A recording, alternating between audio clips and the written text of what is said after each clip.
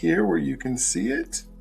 And we're going to jump into our devotion for today. We're on yesterday was Speak It Out Loud. This is part 2 of Speaking Out Loud. So the verse for yesterday was, Death and life are in the power of the tongue. It was from Proverbs 18. Death and life are in the power of the tongue. And we talked about why we say things out loud and how our brain reacts. And I wanted to add a little bit more to that today. And so today we're speaking out loud, part 2, when your mouth agrees with truth. So the verse we're using today is, speak to the mountain, move, and it will move.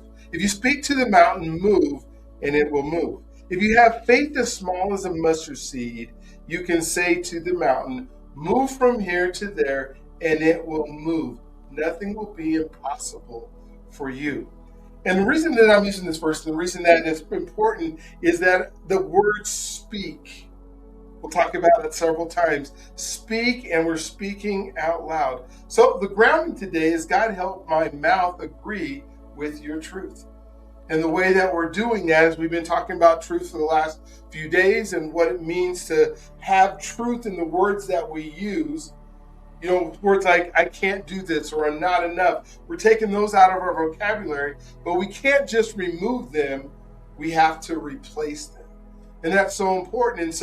But one of the things that we do in this is we have to speak a lot of this out loud. And that's what we do on this devotional as we're doing it. So the truth is, what you say out loud reinforces what your mind believes.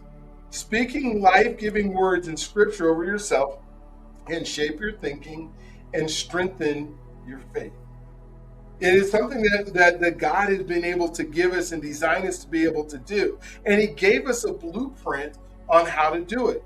Our minds are trained, or our belief system is to start out with negative first, and then we have to replace it with the positive. Why? Because the negative things that hop in our mind can keep us safe, can keep us from, back in the day, I wrote that book called There Is No Tiger, from the saber-toothed tiger that tries to pounce on you. And so we can run around thinking, okay, these are the things that I have to avoid, and that becomes our thought process first. And especially in this day and age with all the social media and everything else, it's easy to think negative first. In fact, you have to say almost 10 positive things before to negate something that you said is negative. I'm a loser. You say that once. Now you have to say, I'm not a loser, or I'm an incredible human being, and I can do many things 10 times to negate the one time that you said I'm a loser. So example is, someone may think encouraging truth silently. See, I just did it silently, right? But when you begin saying it out loud every day, it becomes more personal, more memorable, and more powerful. We talked about the science of it yesterday. We'll talk about some more science today on the auditory processing and why your brain is able to process when it hears your voice. We're using our senses, right? We're using our hearing, we're using our speech, we're using the kinesthetic, a portion of the vibration that our brain hears from our voice modulating sound that has words attached to it. Different than what happens when you think a thought. If you think, I decide it's going to be a great day, that's different than me saying it's going to be a great day. Because now I can add tonality and all those other things that are part of it. Because I remember seasons when my inner thoughts were better than my spoken words. I believe God had called me, but what came out of my mouth didn't always sound like faith. I would say things like, I'm tired. This is too much. Or I don't know if I can do this. And while some of that was honest, I probably was tired. This was maybe overwhelming me at the time. And I don't know if I can do that, because we'd always think that we're not enough, right? And so in my mind, those things were true, but are they? Why am I tired? Am I tired because the energy's not here, because I'm not taking care of my body? Is this truly too much? Well, God said that he would never give us more than we can handle. So if he will never do that, and it says it in his word that he's never going to do that, then it's never too much. I don't know if I can do this. That doubt that comes up when God has given us the tools and the ability to be able to do it. And while some of that was honest, I learned that if I stayed there too long, my words started feeding my weaknesses instead of my faith.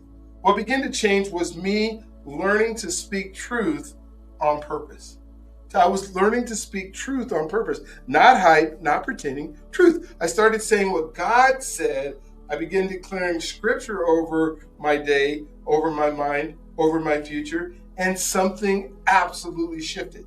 My spirit got stronger, my focus got clearer, and my emotions stopped leading everything. Speaking truth out loud didn't make me perfect, but it made me steadier.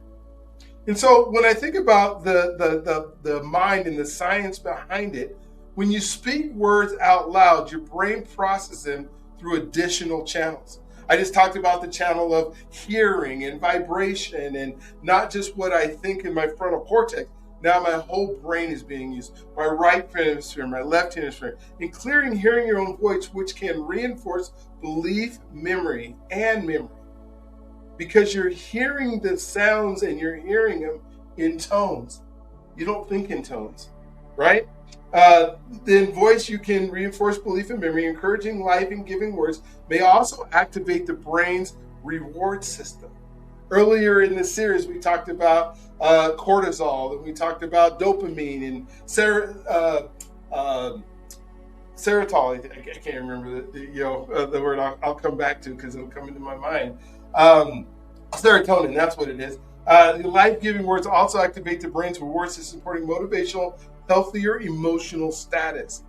Just by saying it out loud, it reinforces our memory and encourages life-giving words may also activate the brain's reward system, supporting motivation and healthier emotional states. When you speak out loud, you activate more brain regions than silent thought. God designed your voice as a switch on. Your voice is a switch on to your soul, to your mind, to the things that you thought. If we're doing 60 to 70,000 thoughts a day, I know we're not saying those 60 or 70,000 things. So the power of your words out loud reinforce even stronger than what your thoughts could possibly do. In Matthew, the scripture says to anyone, and we talked about this earlier, right? Anyone who says this to this mountain, move and it will move. It doesn't say think to the mountain. It doesn't say fill to the mountain. It says speak. Why? Because spoken word engages the mind, the body, and of course your nervous system. So the heart connection here is your mouth can strengthen your mind. What truth do you need to say out loud today? Practice. Choose one scripture and speak it out loud 3 times today. Take one scripture and speak it out loud 3 times a day. Once in the morning, once in the middle of the day, and once before bed. That could be a great practice in getting the habit of speaking the scripture. I give you a scripture every single day. So to take maybe that same scripture that we used earlier and then say it 3 times during today, I promise you will be helpful. So Father, let my words agree with your truth. Teach me to speak life over my mind, my heart, and my future. The blessing, may your words bring life to your mind, peace to your heart, and strength to your spirit. Our reflection questions for today. Oh my gosh, when did I lose my reflection questions? So I guess the question would be, because I don't know what I did with them or where they disappeared to. But the reflection question today that I would say is, am I using my words out loud to strengthen my relationship with God? Am I using the words I say out loud to strengthen my relationship with my God? And we'll just leave it at that question today as we move into